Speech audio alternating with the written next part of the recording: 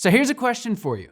How do you secure lasting success for your organization that will endure long after you are gone?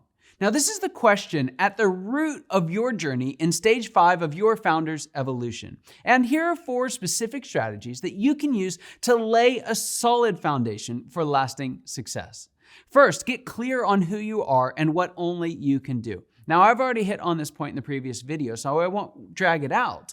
But there's one thing I must clarify. The question is not what can you do best. That's going to lead you back to the field. It's going to undermine your leaders that you've put in place and ultimately drive the best leaders out of your organization. The real question is, what can only you do? When you answer this question, you may realize that you aren't good at the things that only you can do. And let me let you in on a little secret. No one is, at least not the first time that they're here. Accept it as a challenge to grow instead of using it as a reason to prematurely disqualify yourself. Number 2 is to make people decisions, not policy decisions. Now, this is a very important decision-making shift that's going to help you to create exponentially greater success in the remaining stages. In stage 5, you are learning what it means to lead through other people. And the best motto for staying focused is to make people decisions, not policy decisions. Your job is to hire the right people and stay out of their way. Sure, you need to hold them accountable for their results, but the mechanism for that accountability is very important. It isn't going in and changing their decisions. It's working with them directly, and if things don't improve, removing them quickly. It is your job to make sure that the right people are in the right seats, period. Now, number 3 is to manage your team and lead your organization. Building off that previous point, you will find the general manager title is quite appropriate. You are not graduating from management to leadership like many other gurus would claim. In fact, you have to be a better manager than ever.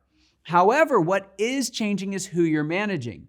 That circle should be very, very small, typically no more than 3 or 5 direct reports. And by focusing on managing this very small group very well, you will create an environment for greatness to thrive. And the icing on the cake is that you'll have an opportunity to lead the entire organization. So walk the halls, head down to the field, celebrate the wins, and commiserate some of the losses.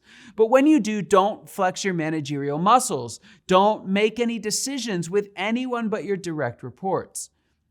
Lead with vision. Paint an ever clearer picture of a more successful future that you're building for your entire organization. And finally, hire the next CEO. 5 years before he stepped down as CEO of GE, Jack Welch said his primary responsibility was to find and develop his successor.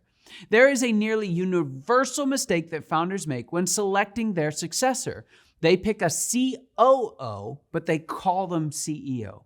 They pick someone who can guarantee the trains will run on time and that the machine will continue moving forward. They pick someone whose perspective, as Simon Sinek says, is down and in. Instead, you need to find someone whose perspective is up and out. You need to find a visionary whose vision for the organization and the future outstrips your own. Now, this is very hard to do. It takes a lot of time. It is inherently more risky than that predictable COO type.